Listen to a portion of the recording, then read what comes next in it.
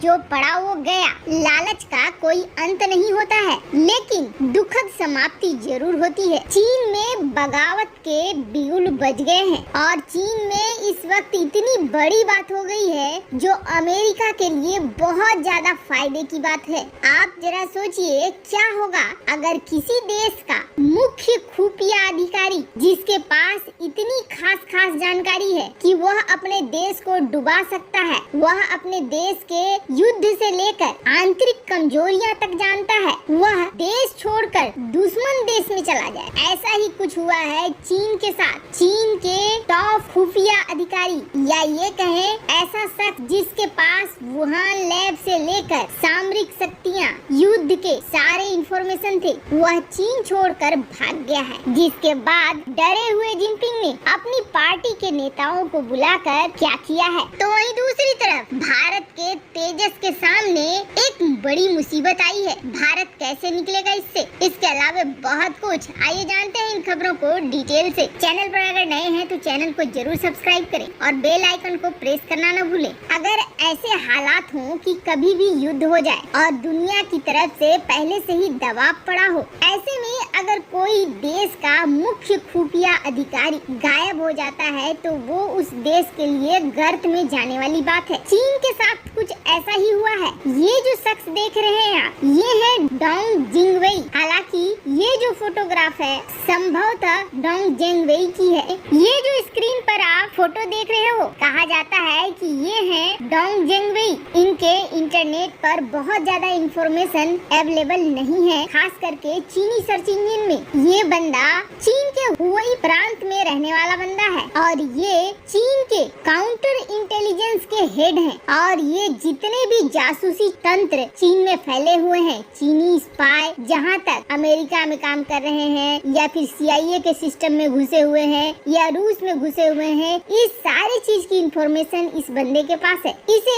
Publicly देखा गया था सितंबर 2020 में और उसके बाद से इस शख्स का चाइनीज सर्च इंजन से सारे फोटोग्राफ्स हटा दिए गए हैं। और अब ये खबर आ रही है कि ये बंदा 10 फरवरी को अपनी बेटी के साथ हांगकांग से एक फ्लाइट पकड़ता है अमेरिका के लिए और वहाँ जाने के बाद ये वापस नहीं लौटता है। अब कहा ये जा रहा है कि मिस्टर डोंग, इन्होंने कई खास इंफॉर्मेशन वुहान इंस्टीट्यूट के बारे में अमेरिका को दी है और चीन ने जो ये षड्यंत्र रचा है उसके बारे में भी बता दिया है। यही वजह है कि जो बाइडेन, जो अब तक चुप थे, उन्होंने यू टर्न मार लिया है और अचानक से दबाव बनाना शुरू कर दिया है कि चीन के ऊपर फिर से इन्वेस्टिगेशन होनी चाहिए। बाइडेन ने ये सारा कुछ मिस्टर डॉन के दिए गए इंफॉर्मेशन के आधार पर करना शुरू किया है। ऐसी बातें अब फैलने लगी है। वैसे आपको बता दें, ये सबसे बड़े लेवल का बगावत है चीन में जिनपिंग के खिलाफ। और सबसे बड़ी बात है कि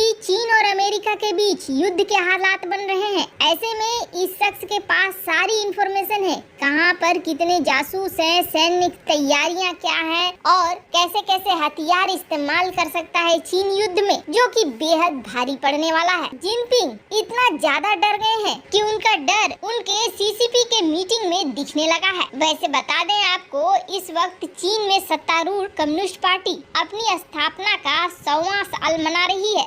ऐसे में जब एक बार महामारी की उत्पत्ति शिनजियांग, हांगकांग और तिब्बत में मानव अधिकारों के उल्लंघन के आरोपों को लेकर चीन के प्रति दुनिया का विरोध बढ़ रहा है और इस बीच चीन के इस खुफिया प्रमुख डोंग जिंगवेई के कथित रूप से अमेरिका फरार होने से राष्ट्रपति शी जिनपिंग बगावत को लेकर डर गए हैं और शताब्दी समारोह के बहाने सत्तारूढ़ कम्युनिस्ट पार्टी के सभी बड़े नेताओं को वफादारी की शपथ दिला रहे हैं। शी जिनपिंग जितने भी बड़े नेता हैं, सबको ये कहना चाह रहे हैं कि मुख्य नेतृत्व की बात को माना जाएगा और चीन के आधुनिकीकरण के लिए काम किया जाएगा। वैसे आपको बता दें, दिसंबर 2012 में जैसे ही कुर्सी पर बैठे शी जिनपिंग, उन्होंने आधिकारिक तौर पर चीन की कम्युनिस्ट पार्टी का मुख्य नेता खुद को घोषित कर लिया। और मुख्य नेता घोषित होने का मतलब है कि जो भी जिनपिंग कहेंगे वही बात माननी करनी पड़ेगी। अपने तरफ से कुछ नया नहीं कर सकते हैं और अब लोकतंत्र की बात खत्म हो गई, सामूहिक नेतृत्व की बात खत्म हो गई, मुख्य नेता ही प्रमुख हो गया। तो वहीं दूसरी तरफ भारत के लिए एक बड़ी मुश्किल सामने आ गई है, वो भी तेजस लड़ाकू विमानों को लेकर। वैसे तो तेजस लड़ाकू जहाज दुनिया भर को अपनी क्षमता बहुत अच्छे से दिखा रहा है और हमारे वैज्ञानिक इसे लगातार टेक्नोलॉजी के मामले में इतना मजबूत बनाते जा रहे हैं कि यह किसी का भी मन ललचा देगा खरीदने के लिए। वैसे तो तेजस भले ही हमारा अपना बनाया हुआ हो, लेकिन इसमें लगने वाले कंपोनेंट में अमेरिका, इजराइल, ब्रिटेन की सहभागिता है। जैसे बात करें तो तेजस में लगने वाला इंजन अमेरिका का है, तेजस में रडार सिस्टम इजराइल का है और तेजस में लगा avionic system, hi-tech device, refuelling probe और जीरो इंजेक्शन सीट ब्रिटेन का है। वैसे तो भारत ने अपना खुद का ऐसा रडार सिस्टम भी बना लिया है और इंजन बनाने में भी बड़ी सफलता भारतीय वैज्ञानिकों को हाथ लग गई है। वहीं एवियोनिक्स और नेविगेशन सिस्टम की बात करें तो उसमें भी भारत आगे निकल चुका है, पर अभी तक इन सारे चीजों में कई लेवल के परीक्षण बचे हुए हैं जिसे करना है। साधारण भाषा में कहें तो अभी भारत ने 100% अपना लड़ाकू विमान नहीं बनाया है, उसे बनाने में वक्त लगेगा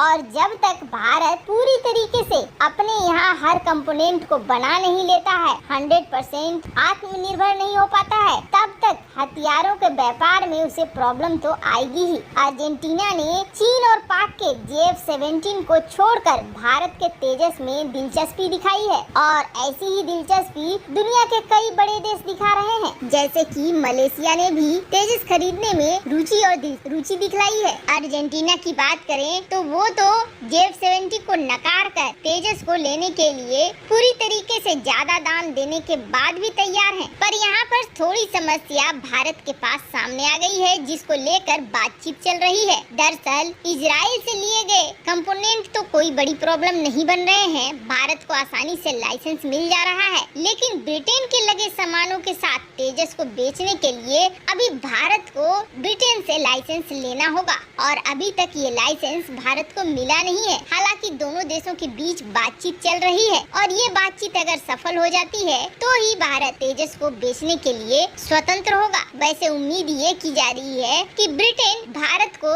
इसका लाइसेंस दे देगा। अगर नहीं भी मिलता है तो फिर यही मानिए कि हमारे वैज्ञानिकों को थोड़ा और वक्त लगेगा, लेकिन जल्द ही पूरी कंपोनेंट के साथ अपना आत्मनिर्भर लड़ाकू विमान जरूर बन जाएगा। वैसे आपको क्या लगता है, क्या चीन में भगदड़ मच चुकी है और क्या ब्रिटेन भारत को लाइसेंस देगा? कमेंट कर अपनी राय जरूर बताएं। जल्द मिलते हैं अगले वीडियो में नई खबर के साथ।